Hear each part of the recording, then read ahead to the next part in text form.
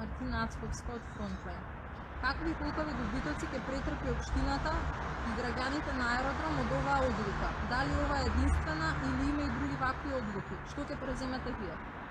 Дали ова е единствена одлука зависи директно од градоначалникот Муцунски и градоначалничката Арсова, со тоа што сметаме дека и оваа одлука ќе биде повлечена за доброто на граѓаните, бидејќи стопирање на изградба на мост кој поврзува две општини, на кој би требало се очекува циркулирање на преку 20 до 30.000 возила во денот, кај што се растеретува сообраќајниот метеж на булевар Јане Сандански и булевар Србија, која е од непосредно значење на граѓаните и чива завршница ја очекуваат. Да не го занемаруваме фактот дека мостот во голем дел е завршен. Доколку ги послушаат граѓаните и нивните интереси, сметаме дека тој мост треба да се заврши и да биде пуштен што поскоро во употреба.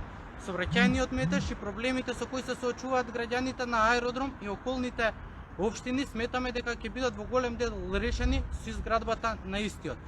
Ние, како советници, како членови на Советот во општина Аеродром, за почеток го држиме овој прес, со што го прашуваме градоначалникот Муцунски.